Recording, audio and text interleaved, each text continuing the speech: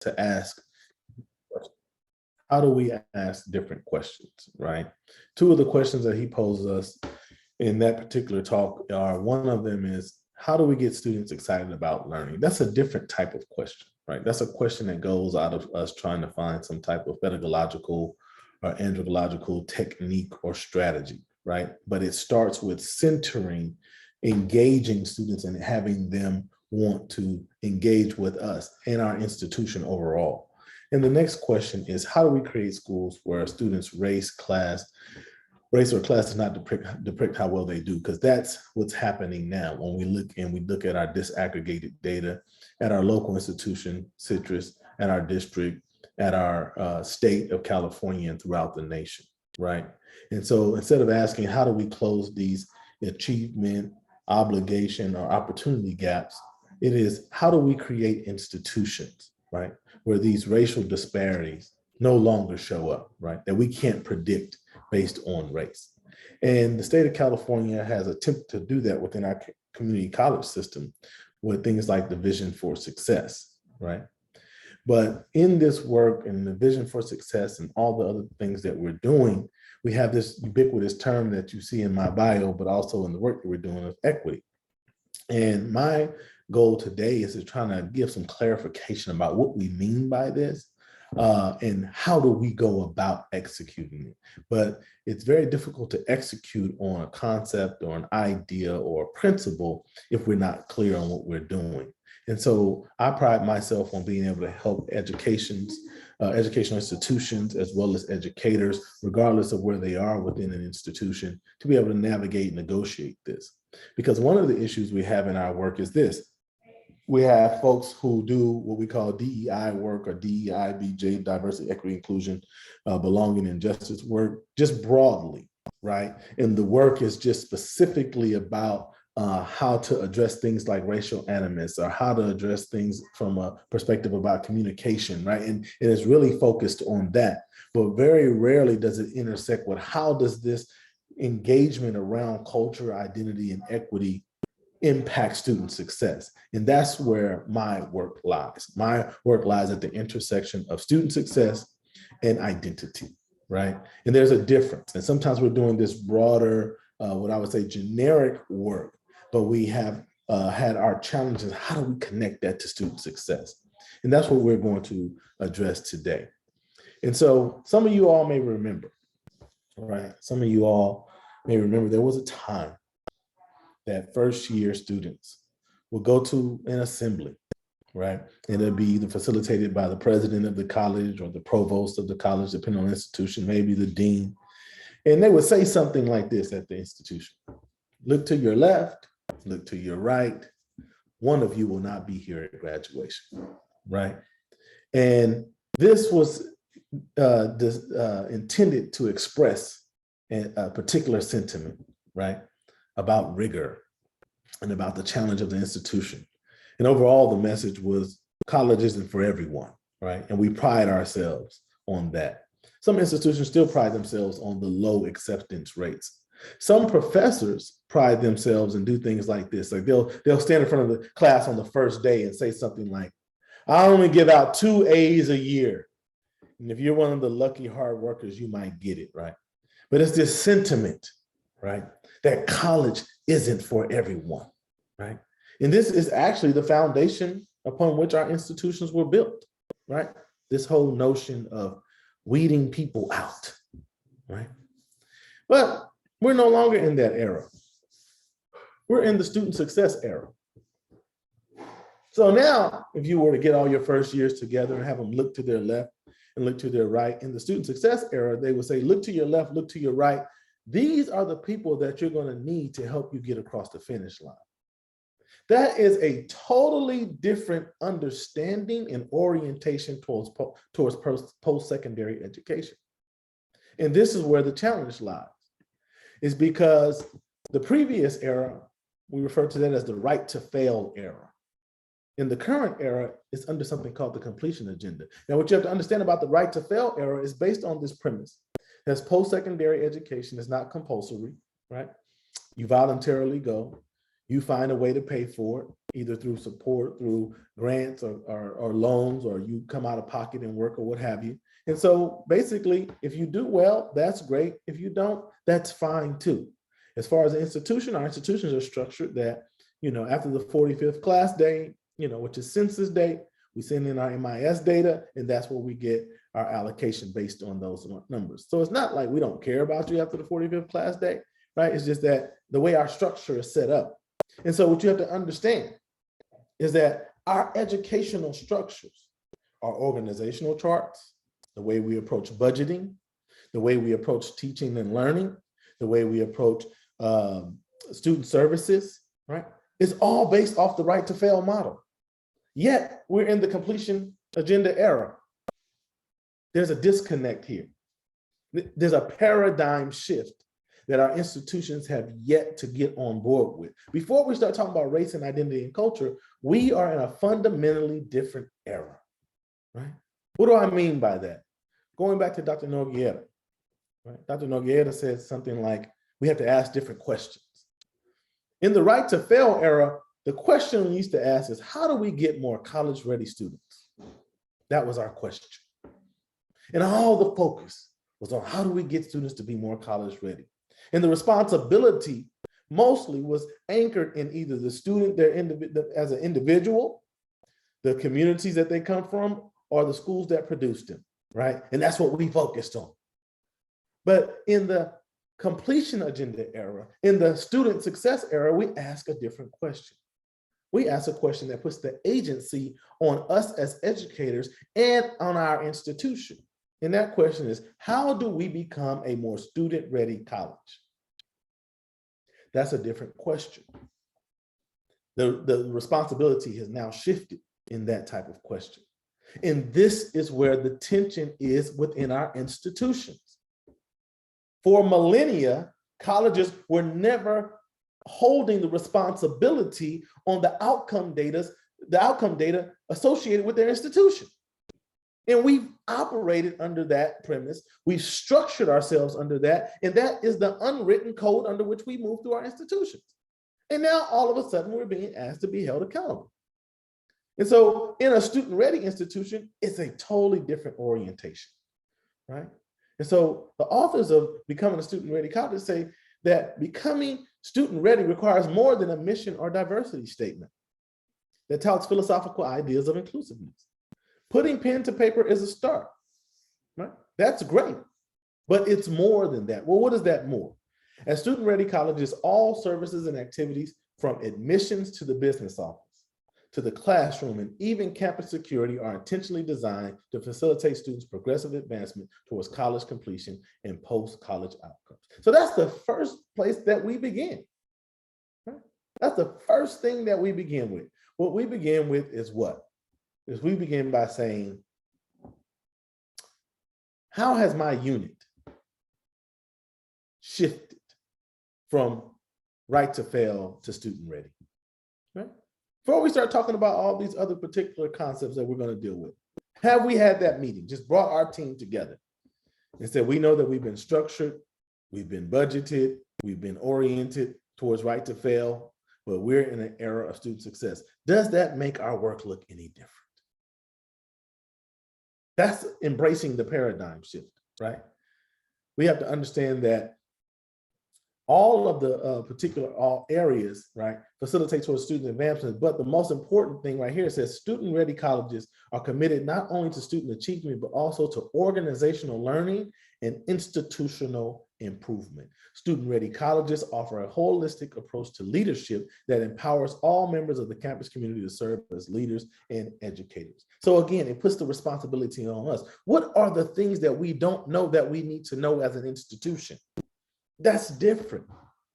That's different than the model that we have that consistently, when we look at our institution, and I have conversations with my colleagues across the nation, and I talk to them about the challenges they face, and they begin to go through this litany of grievances about what's wrong with today's student, and a litany of grievances of what's wrong with their district, and a litany of grievances of what's wrong with the administrators, and a litany of grievances of what's wrong with the politicians, right? Which we know that there are enough grievances and legitimate grievances to go around. But becoming student ready says we know all of these external things, but what can we control? What do we actually have control over? Once the student hits our campus virtually or physically, what is within our power to ensure that we're removing barriers? That's a different type of way of looking at an institution. But we never had to look at it that way because we weren't under the completion agenda, where people ask questions about course success rates. This is a new phenomenon where people ask about persistence rates, where people ask about retention and how are we distributing certificates and degrees, right? How many of our students are transferred? How many students are completing transfer level math and English? This is a new form of inquiry. And we have to understand that fundamentally before we can talk about anything else. We have found ourselves in the student success completion agenda era while maintaining the status quo practices, policies, and procedures of the right to fail. Right? And so when we look at things like the vision for success, and we look at these various goals that have been laid out for all of us within the California Community College system, right? We see this challenge, we see this tension.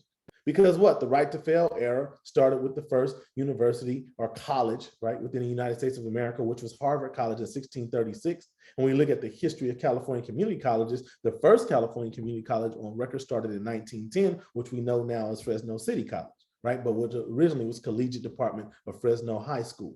So from the first university on American soil in 1636, the first community college in 1910 has all been based off the right to fail, and all of our institutions have been based off of that.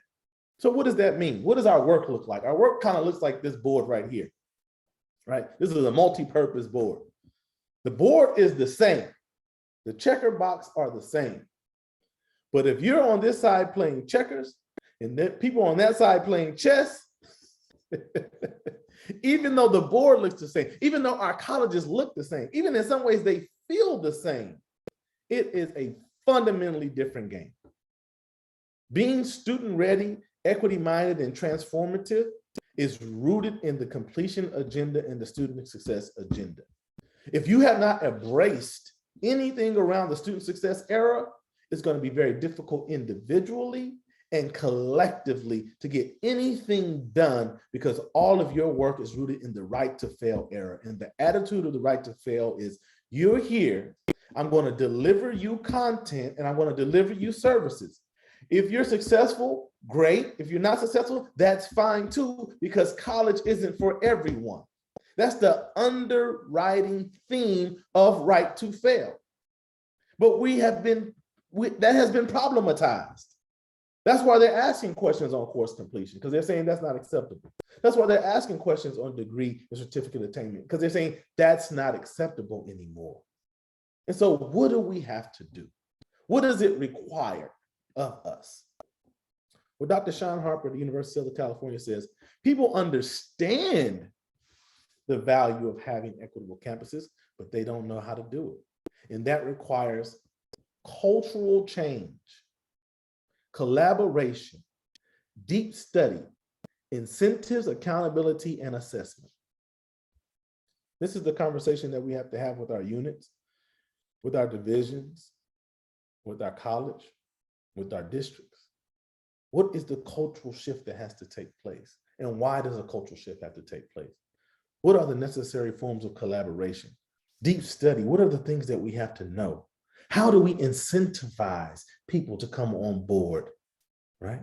Instead of this whole notion about these altruistic conversations about getting individual buy-in, how do we incentivize and hold people accountable? And then how do we assess how we're moving forward?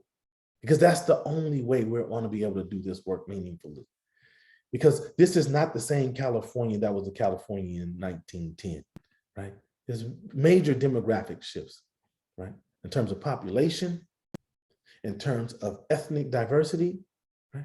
If you look at California's population, it's one of the world's most diverse, right? If you look at this, 27% of Californians are foreign born, right? 39% we identify as Latinx, right? 6% African American, 14% under the broader umbrella of Asian American, 1% of First Nation or Pacific Islander, 3% multiracial. Right? And when we look at our data and we look at the students who attend our institutions, Black and Latino students, on average, start their collegiate journey at two-year institutions, at our colleges, at a higher rate than they start at four-year institutions. This is the reality. So when you think about what do we have to know in the paradigm shift, that one, we are no longer right to fail institutions. We are student success institutions, and that a significant number of Latinx and African-American students come to our institutions first. We have to deal with this. We have to come head to head with it. It's no longer business as usual. This is a disruption. This is a disruption. And so this put people into this space of engaging around this work of DEI. I'm going to go through this real quickly, but I have to be clear on what we're really talking about, right? What is DEI? Because the definitions that have gotten so far has been limiting, and there's a reason why they've been limiting. Normally, when we talk about diversity, equity, and inclusion, right, it's very much what we call the kumbaya approach. Let's all get together, food, festival, fun, right? Let's celebrate our differences. Let's celebrate diversity. It's very focused on a very interpersonal level, right? When people talk about it, it's either interpersonal or cultural, right? It's very individual, right? And it's a reason for that, right? It's traditionally been individualized. And this is one of the challenges that we have, is that our understandings around race, identity, and culture manifest themselves through individual interactions, but they're informed by our socialization. Our socialization informs our assumptions that take place in individual actions. And so one of the most important things we have to do before we get really deep into DEI is to go from just this individual analysis to a systems analysis, right? We have to look at how all these things connect, how our socialization impacts our interpersonal communication and intercultural communication. And so when we go into this DEI conversation, let's start with this. For example, let's say that after we finish today's Flex Day, Sarah finds out that she has won the lottery. And we're all happy for Sarah. And we know Sarah is probably, because she's won 475 quadrillion Bitcoin, is probably not going to come back to work. And she knows she's not going to come back to work. And so she wants to take all 246 of us on a chartered airplane trip to London as a farewell. She has so much Bitcoin, it doesn't make any difference.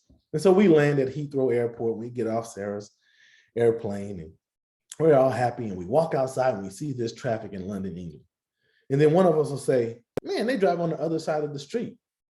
Another one of us might say, they drive on the other side of the street. But most of us, the way we were socialized, will say they drive on the what? Yes, the wrong side of the street. Because difference has never just been different in our society. It's always been some type of value judgment and value assessment. We've always known there's difference. People are not talking about diversity now because we just recognizing that we're different. It's not even about the population shift. We've always known we're different. And I'm going to talk to you a little bit about that. But difference has never just been different in America. It's always been put through some type of prism, some type of evaluative crucible. And this is important, right? And our colleague Jeff Chang, who wrote Who We Be, A Cultural History of Race in Post-Civil Rights America, talks about difference, right? He says in America, right, it's not only difference, but it's difference of notions of superiority and inferiority. This is what we have to reconcile and come to terms with when we talk about diversity now. This was the way racial power worked.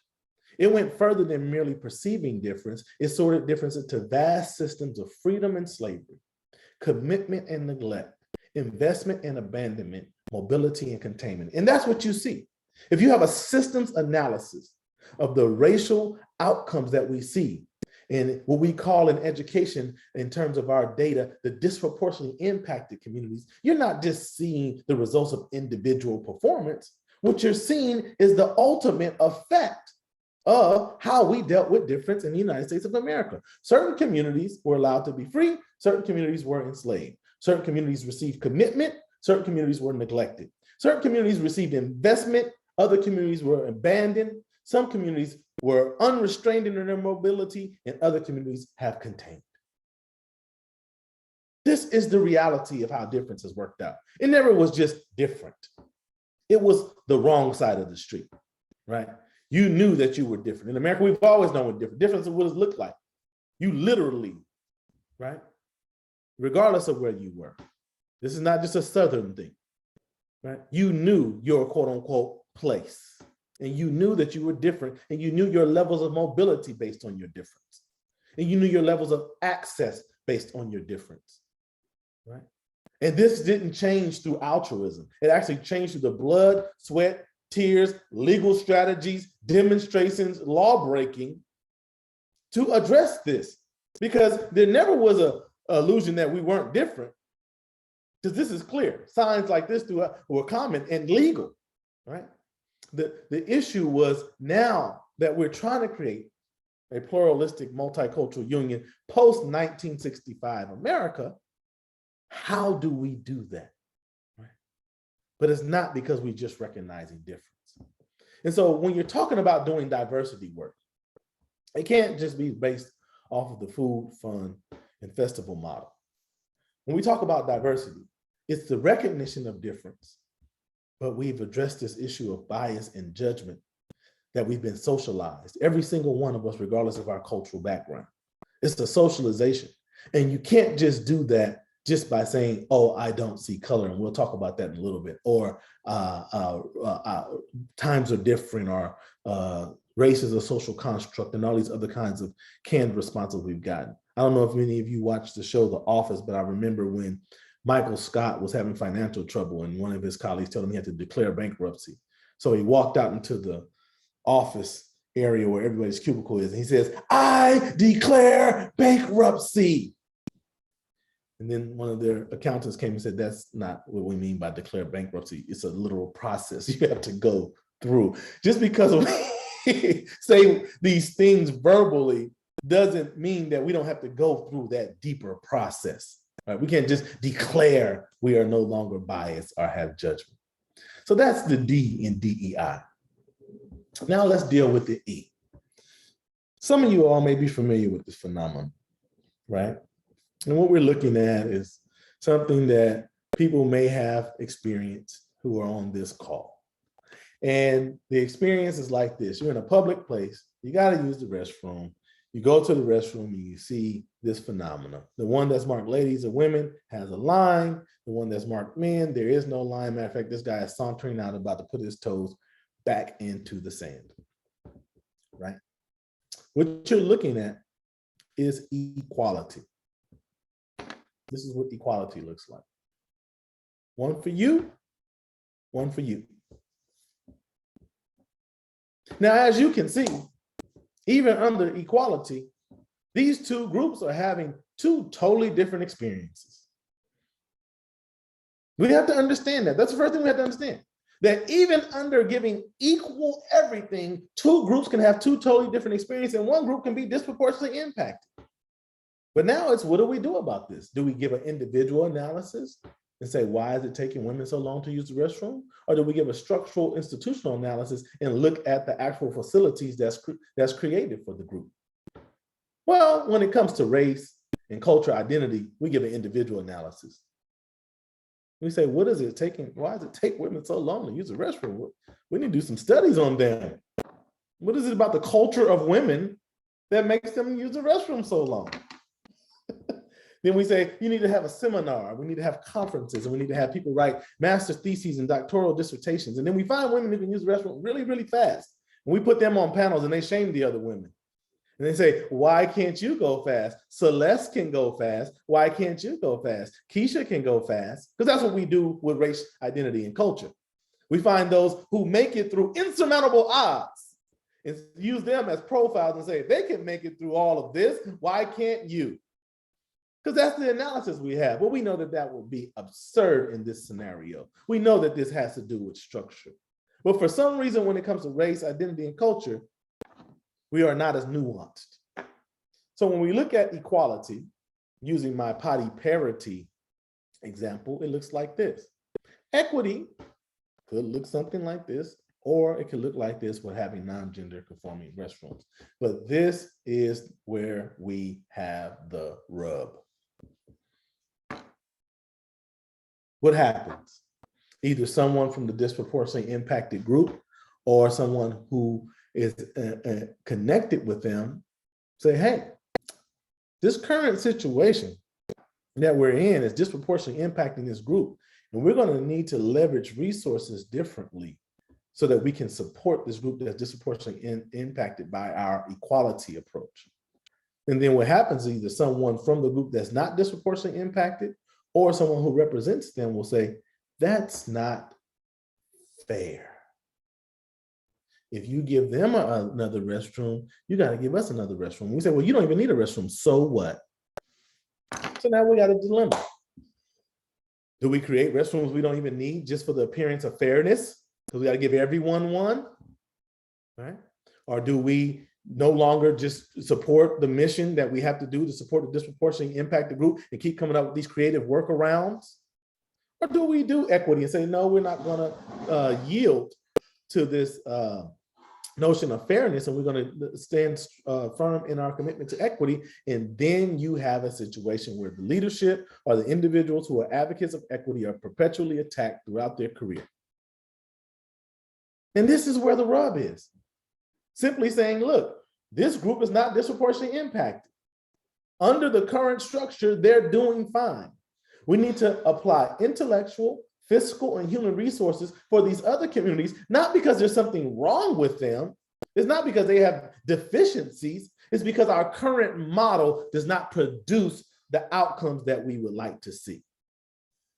But it's very difficult. It has to be a shift in our understanding. It has to be a shift, a paradigm shift of what we believe to be. Latter, they don't control the family they're born into that has access to all of this social capital that can afford for them to have tutors and afford for them to have social networks, right?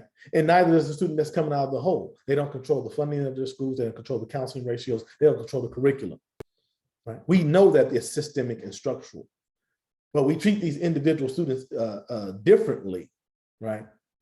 And as if the other one is more committed to academics than the other one, right?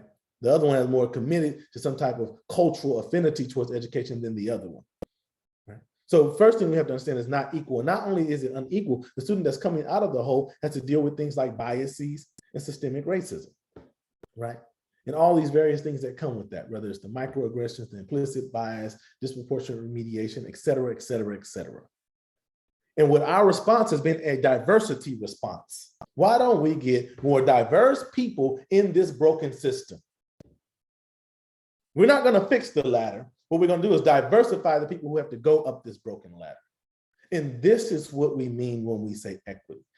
Whenever you're talking about, equity is not a synonym for diversity. Equity is not a synonym for race. Equity is not a synonym for all these things we've been using it for. This is explicitly what equity is. And when we're talking about doing equity, it's this.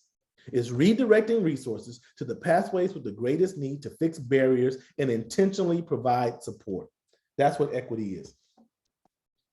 If you're having a courageous conversation around race, that is not equity work. It's good work, but it's not equity work. If you're having people come and they tell their particular stories around race and identity, that's not equity work. That's important work, but it's not equity work. We need to stop conflating these things.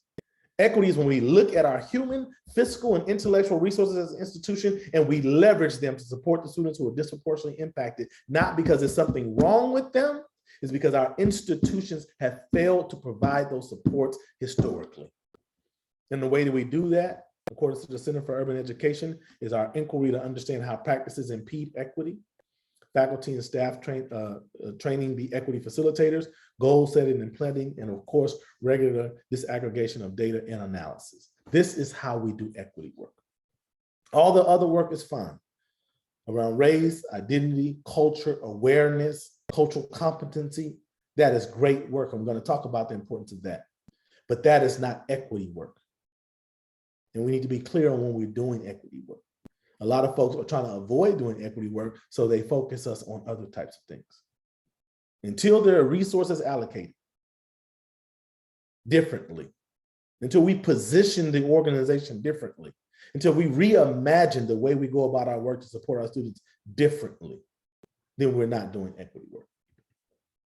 And then you have the I. In inclusion, we normally think about these types of images where people, regardless of ability, race, gender, sexual orientation, come together. But the biggest challenge we have in inclusion is this notion of this tendency to want to check the box, right? To say we have met this threshold. So we have this notion of tokenism, where people from various representations and identities are at the table or in spaces, but they really don't have any agency or authority. So when you're talking about being an inclusive institution, right, it's not just about having a demographic represented, but it's about having people from marginally disproportionately impacted groups involved in the planning, strategizing, and decision-making process of an organization. That's a totally different way of being in the organization, of having some type of agency, right? Being a part of agenda setting. And so, if you haven't figured out yet, one of my styles is to use a lot of metaphors and analogies and things to try to make it plain. Some of you all may watch a lot of HGTV as I do. And one of my favorite parts is the reveal, right? They walk into the new house or the new apartment or whatever it is, and they go, oh, and then they pan and they show the new space, and then they pan and they show the before, right? This is how our DEI work should look. When we were under the paradigm of right to fail, our work should look like the before picture. And then once we've truly embraced student success and the completion agenda, we should have an after picture that we can clearly see the difference. But if your before picture looks like your after picture,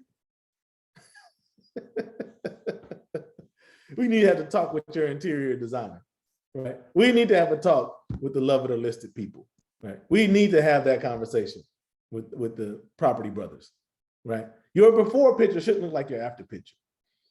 When I was at Skyline College and I was the Dean of Student Equity and Support Programs, when we did this whole process, we had each unit say, what does my work look like before and what does my work look like after? One of the key decisions we made was that we changed the name from the Disability Resource Center and the function of it to the Educational Access Center, to one, address the stigma around disabilities, two, to open up access more, and three, to use universal design learning principles so that all students, whether they have a diagnosed disability or not, can use talk to text technology, who can use smart pens and all these other technologies that can benefit anyone regardless of their ability, right?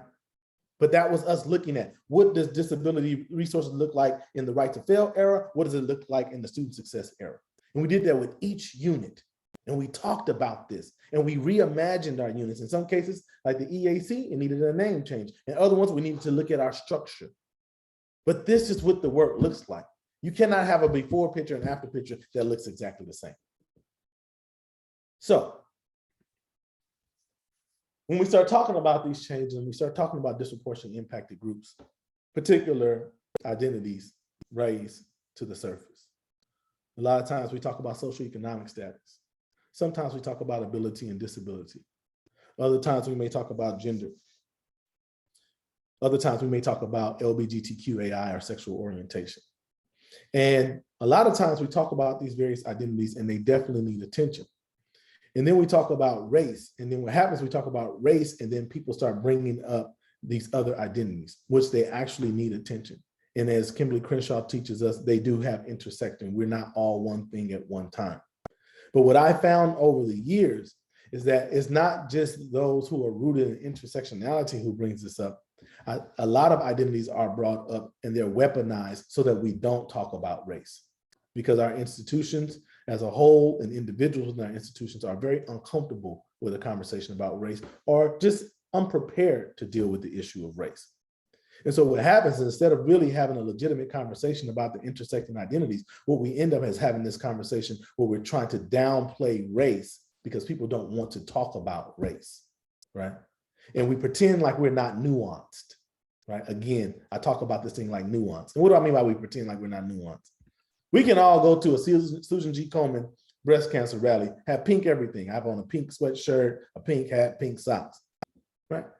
And no one will see a problem with that. If someone ran into the rally and said, what about heart disease? We would be like, that's inappropriate. Right? Right? What do you mean, what about heart disease? Well, if you're not talking about heart disease, that means you're, right? We just say, no, we can have a rally for breast cancer, then another day we can do something for heart disease. But when it comes to race, we're not that nuanced. We start bringing around race. Well, what about height, right? What about eye color, right? It's all these other things, but you never have, you're nuanced in other parts of your life. You know that you can be at a breast cancer rally and know that we don't have to talk about heart disease. Doesn't mean we're against heart disease. Doesn't mean we're not aware of heart disease. It means that we're addressing this particular issue at this particular time. But we have this issue within our communities, within our campuses that keep us from really addressing disproportionate impact. Because every time the person comes up and the data shows up around race, we want to bring up every other status. There needs to be work done around veterans. There needs to be work done around night students. And a lot of times these identities intersect, that the people of color are the veterans who are night students. But we're more comfortable talking about the veteran status or the nighttime student status than the racial thing. And so we'll never address the racial thing because we're talking about other identities. And this is where we find our challenge. But people say, Lasana, you know, there's no need to talk about the racial thing because I don't make decisions around people's racial identity. I make decisions around the principle of the thing, right? If they do this, then I do that. If they don't do this, then I don't do that. And we evaluate the society like that. Oh, well, this happened to this person because they didn't fill in the blank. This happened to this person because they did fill in the blank. And this is the type of lens under which we try to take to the world and try to ignore our socialization. So what we're going to do, all 238 of us, is we're going to watch something all together. And we're going to watch 3 people do the exact same thing at the exact same place. And let's see if we individually and we as communities really just operate off principle and we don't worry about anything else.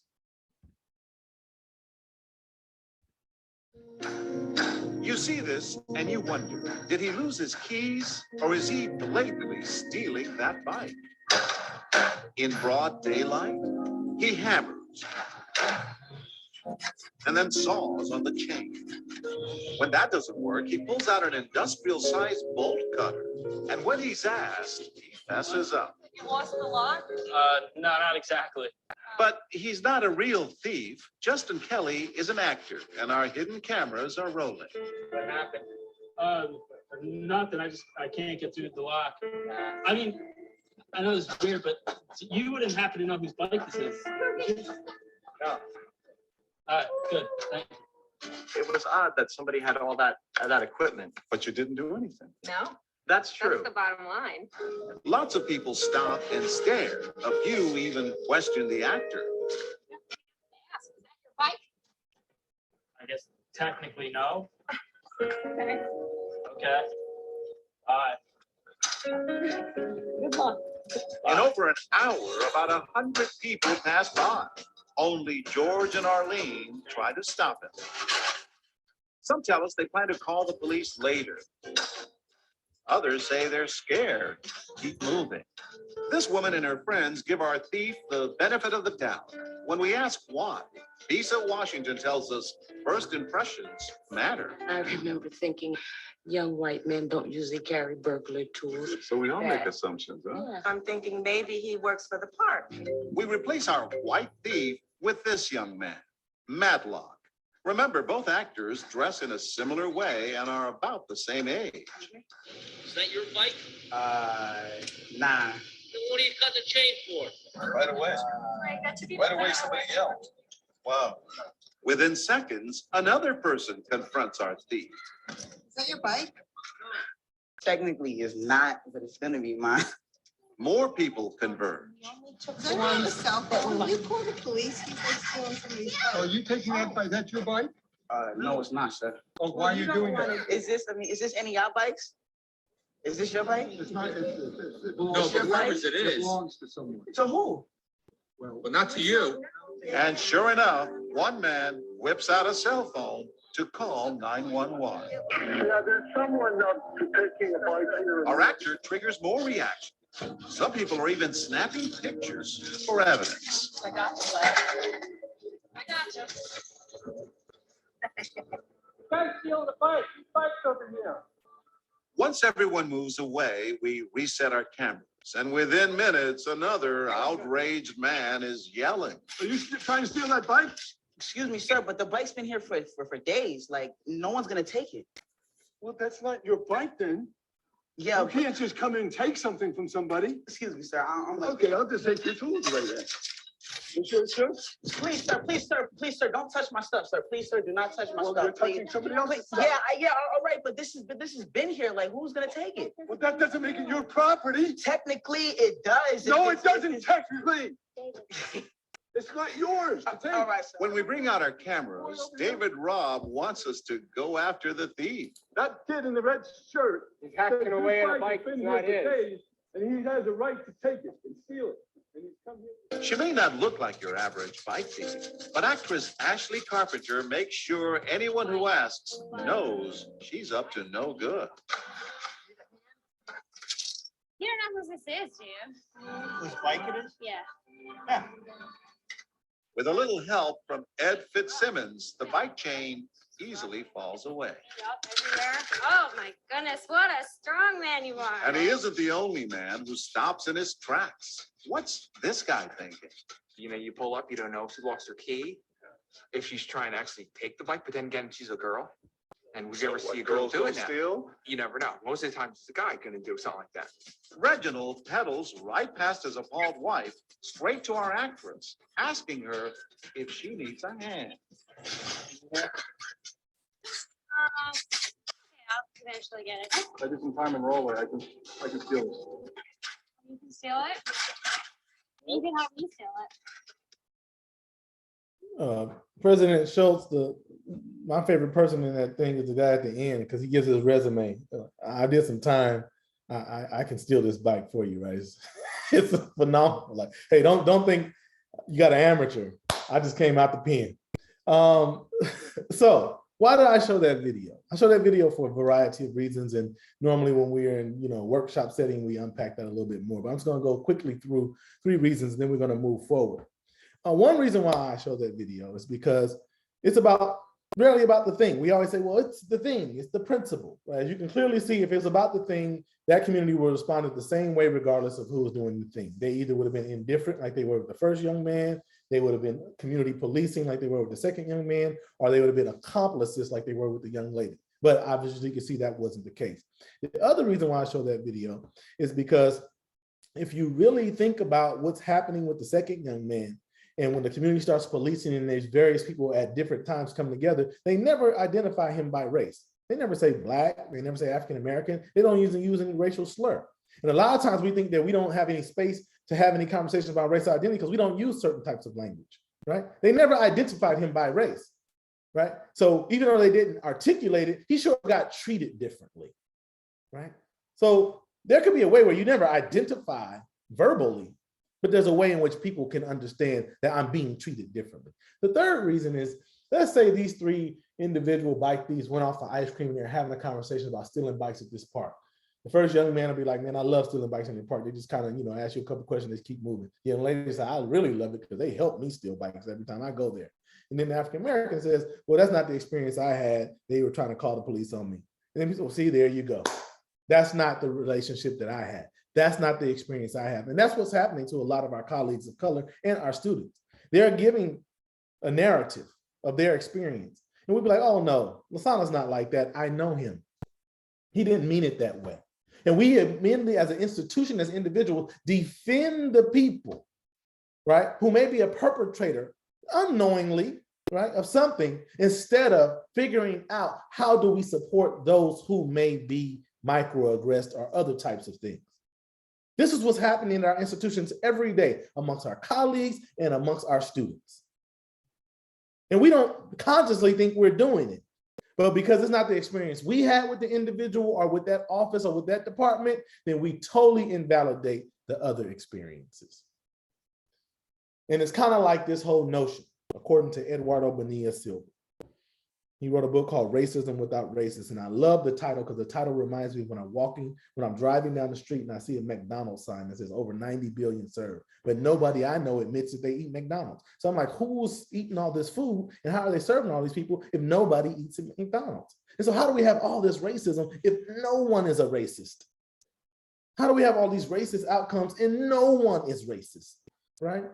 And the chair of sociology at Duke University wrote this book, and he talks in this book. He says, most whites believe that if Blacks and other people, minoritized people, would just stop talking about the past, work hard, and complain less, particularly around racial discrimination, then we all could get along. Again, the onus is not on the people who are perpetrating and creating the climate.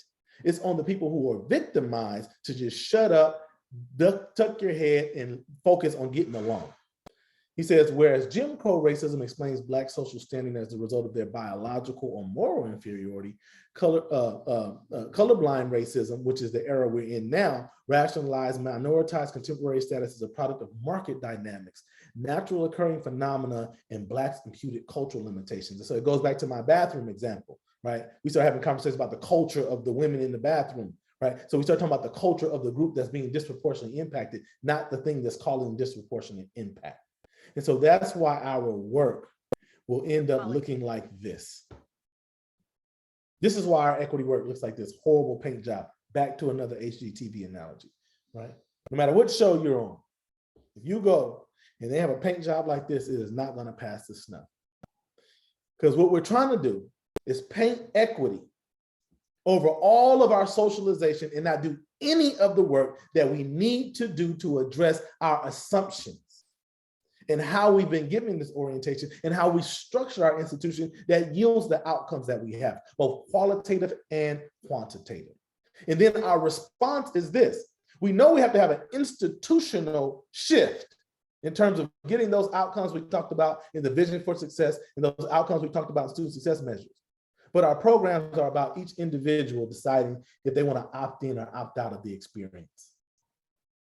Now, how are you going to have something that needs to be a cultural shift in an institutional shift, but it's up to each individual to decide if they want to be involved? We just want to have consistent conversations, perpetual talks about buy in this and buy in that. But we all know in education, there's a little commonly known statement that students don't do optional. And I had to add something to it. Neither do faculty. Until our equity work is part of the institutional fabric, we will not see the shift and the changes that we need to have. And where do those shifts and changes need to happen? In policy, practice, and procedure. In policy, I'm not just talking about Title V, I'm not just talking about what the board does, right? There's also some things that we interpret policy a particular way, right? One of those things when you start talking about policy, right? Policy is the record of what we say we do. So we have to ask ourselves questions. Who could be disproportionately impacted by this policy? Who can be disproportionately impacted on the way we interpret this policy? One of the biggest policy problems we have was a whole bunch of these forms that we have at our institutions.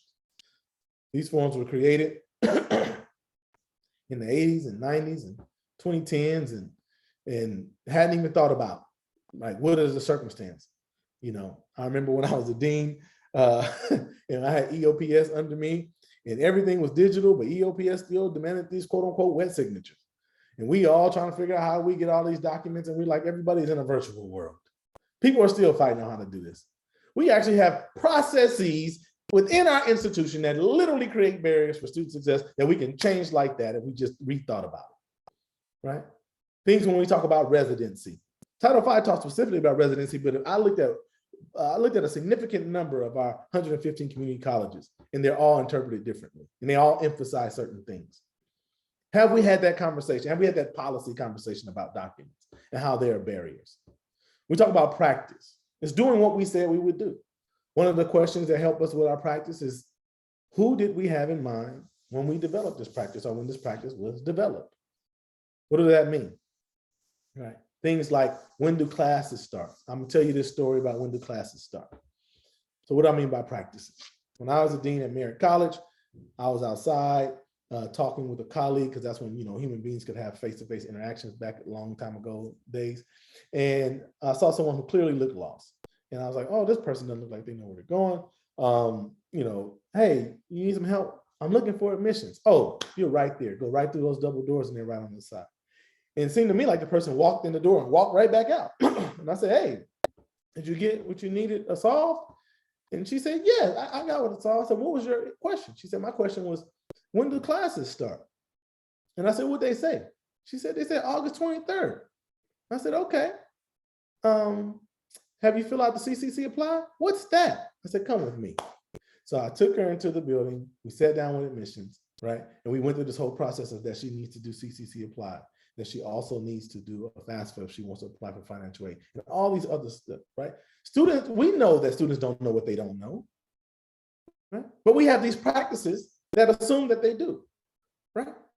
So it's not any major uber philosophical, theoretical, pedagogical thing. It's understanding, right, that a lot of our students are first-time post-secondary institution. There's life engaging in post-secondary institution. And if they come and ask when the classes start, and you say August 23rd, they're assuming that they can show up on August 23rd and start walking into classes. Instead of us saying there's an application process. And then this is how enrollment works. And if you're a part of these particular programs, you have priority enrollment. That means you get access to your classes and not having that. We have to understand that. Policies, practices. What else? Our teaching and learning, right? The art and science of inciting a critical curiosity towards learning. The key question we have to ask ourselves is, are we teaching the material or are we teaching the students? In the right to fail model, we center the material. In the student success model, we center the student. Two totally different ways. And if you look at your before and after syllabus, your before and after lesson plan, and your before and after instruction, and it looks the same during the right to fail era, in the student success era, then there hasn't been much of a shift, right? So we know that in the model that we have traditional pedagogy, right, it's really from just the instructor or facilitator to the students. But we know that we have adult learners, and adult learners have different types of support they need. They need to talk to each other. They need to talk to the instructor, right? There needs to be a constant conversation because adult learners want to know why they need to know, right? That's a different type of way of understanding. But we all know that we have to be rooted in a different type of understanding and a pedagogical approach in order to get different outcomes. Have we examined all of these different pedagogical approaches that are available to us that have shown to work better with particular student populations that have been disproportionately impacted? Are we talking about the Freirian approach? Are we talking about the culturally relevant approach by Gloria Latz and Billings? Are we talking about addressing subtractive schooling where native and home culture is being subverted, right, in order to assimilate into American culture that Angel Venezuela talk about? Are we talking about teaching to transgress like Bell Hooks? Are we talking about reality pedagogy like Christopher Emdin?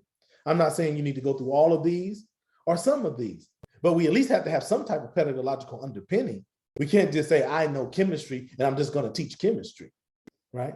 We act like that's what we need to do, but those types of approaches and those types of assumptions are yielding the results that we have as an institution. So as an institution, we have to take time and audit ourselves, right?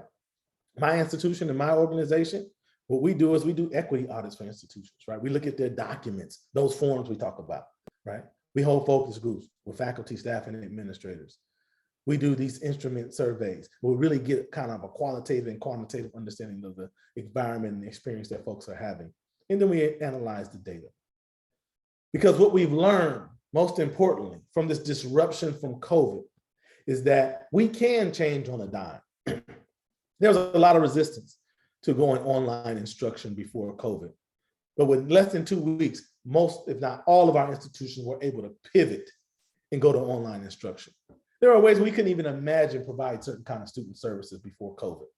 And now we had to take all of our services online. And we looked at the platforms and the tools and the strategies to do that and taught each other and got people to come in and teach us about these things. We were able to procure and distribute technology to our students who didn't have access to laptops and Wi-Fi and tablets, right? We were able to reimagine our trainings, our meetings, our opening days into formats like Zoom. And what this COVID disruption taught me is that on a dime, with a sense of urgency, And if we feel like we need to do something, we can do things that we could not imagine at our institution, that there was so much resistance before. And that's the same way I feel about this equity work. We have the capacity and the capability to be transformative. We have the capacity and the capability to be equity-minded. But do we have that same sense of urgency? Do we have that same desire to disrupt the same way we were disrupted during COVID in order to realize the transformative way in which our institutions can be rooted in being student-ready, equity-minded, and transformative, so that our students can come get what they came for, which is the professional preparation for their professional careers, their personal lives, but most importantly, have a love for learning that is lifelong because they engage with your institution that engaged them around their humanity. I thank you very much for your time and your attention. And at this moment, I will stop sharing my screen and yield the floor to my colleagues for question and answer. Thank you very much.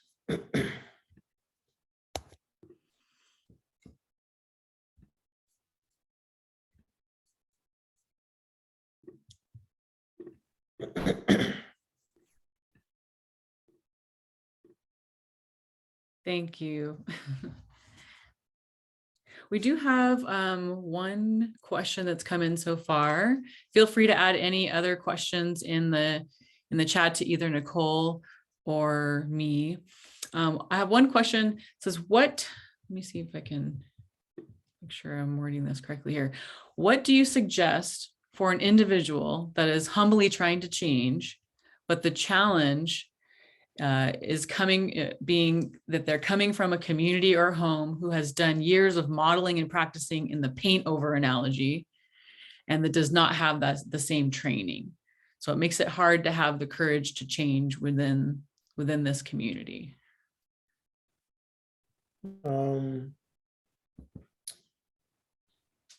What I found to work within institutions, and hopefully this answers the question, is you do pilots. You find something that you have a locus of control over, or you and some colleagues can collaborate over. You don't need a whole bunch of people. You need maybe 1, 2, 3 folks, and you try something different, something that's outside of the status quo that's going to yield different results for our students and for our institution. And we pilot it. We try it out, then we analyze it. We find out where our shortcomings are, but we also find out where our successes are, and then we share it.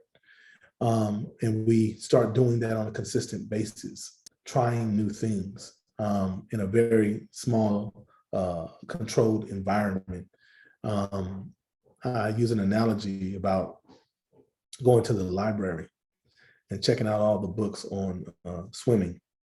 And then I study all the great literature on swimming, watch all the videos on swimming, talk to people about all the various different approaches towards swimming, the breathing techniques, the butterfly, the freestyle.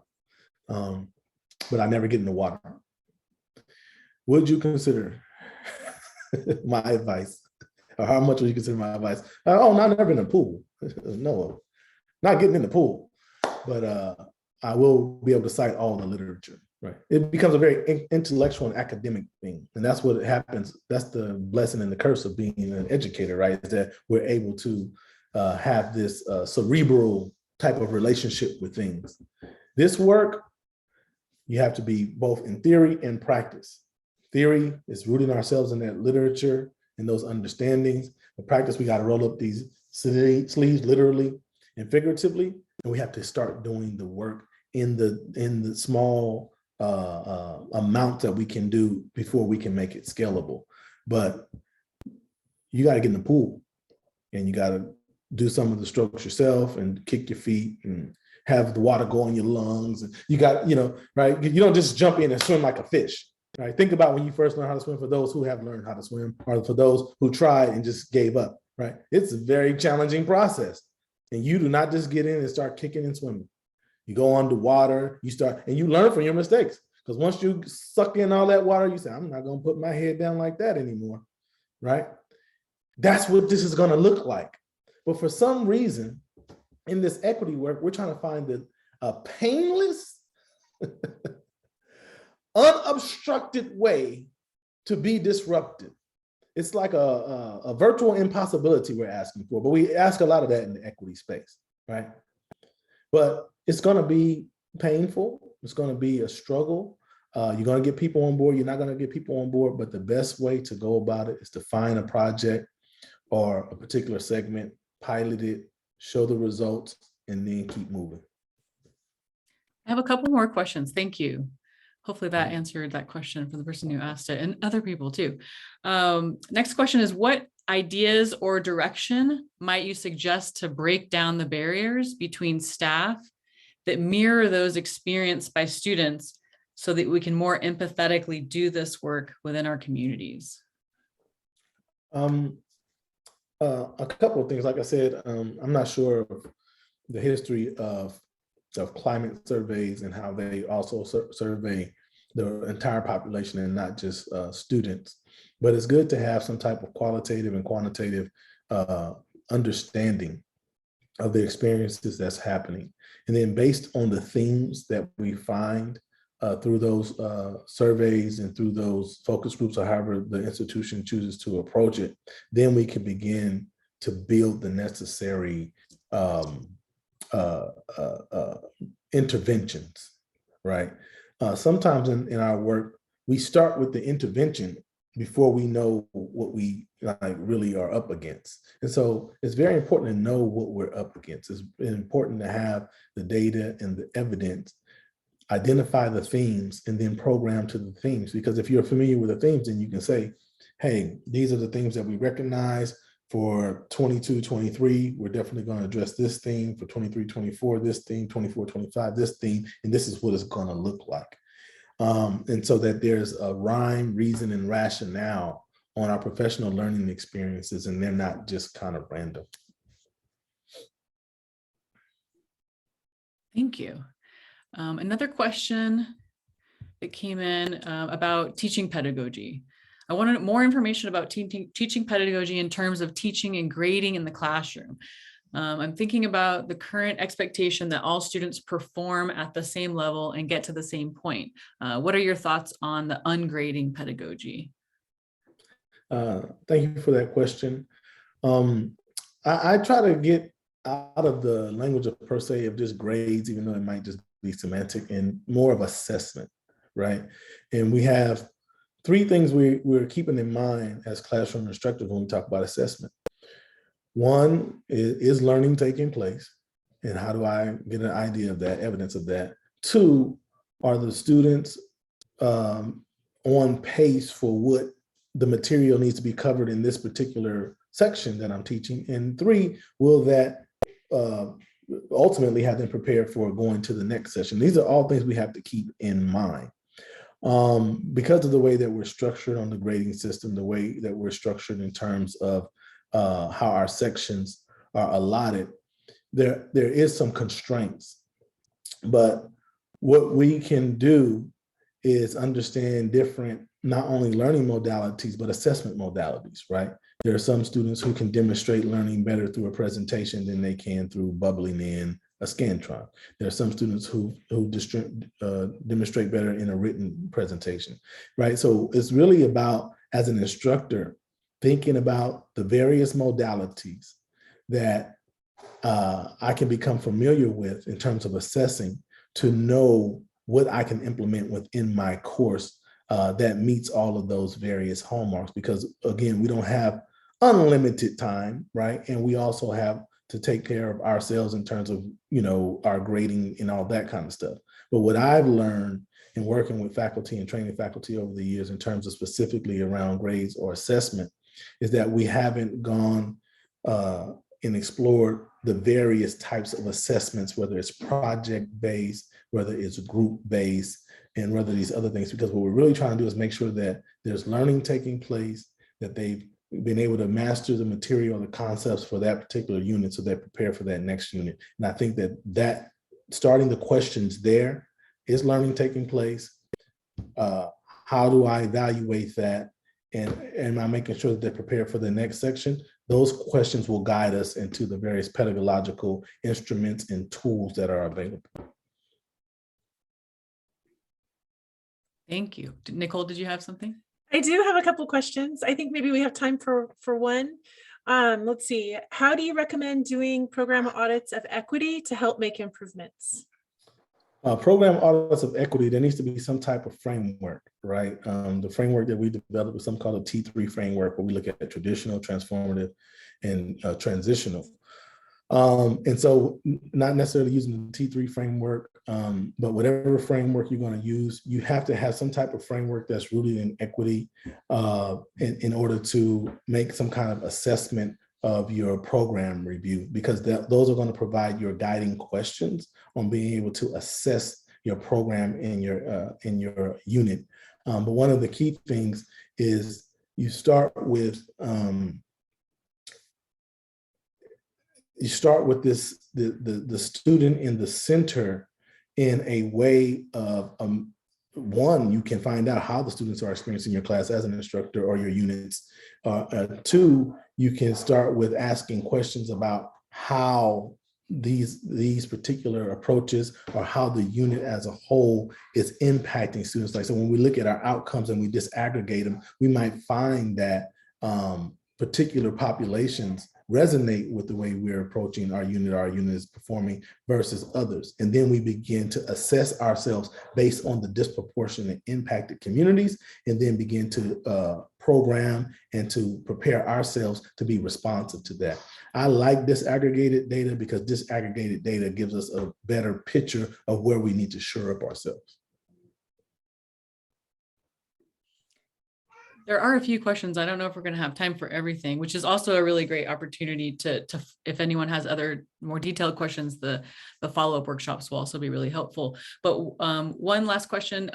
Sometimes faculty, staff, or students want to learn, improve, and get in the pool, are stopped by a fear that they might do it wrong or accidentally use the incorrect terminology. What advice can you share to help others approach the work with humility and to not be afraid to make mistakes?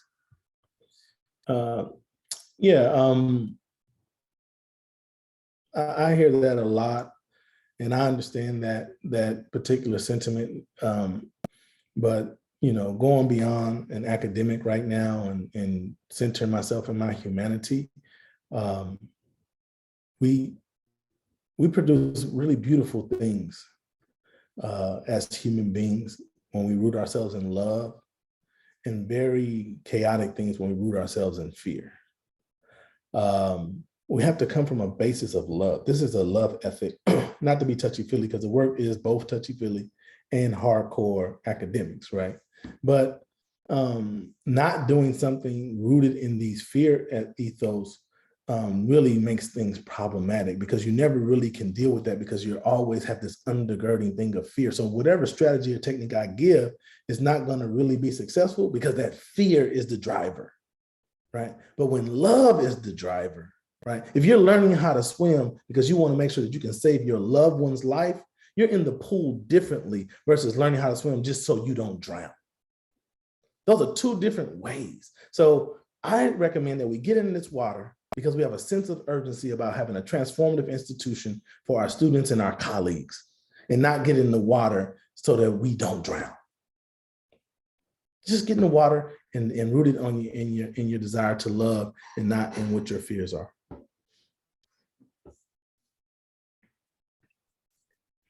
Thank you, Mr. Hotep, for your enlightening discussion. I'm sorry we can't get to everyone's questions. A lot of great questions were popping up, and thank you for sending those questions.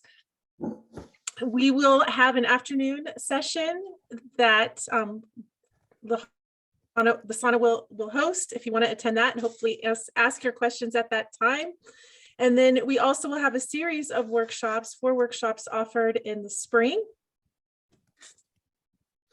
And we thank you all for being here today. Anyone who would like to go to those workshops is welcome. And we will be sending out an email later in the week for registration. We had so many great suggestions for the Flex Day workshops this year. We weren't able to put them all in the offering, so we did schedule them for spring. So take a look at the options that will be emailed out also later this week. We have some upcoming workshops covering some topics that I know a lot of you care very much about, and we also may be adding some more additional fly workshops as well. So thanks again for everyone who attended, and enjoy the rest of your Flex Day. Thank you, Lasana.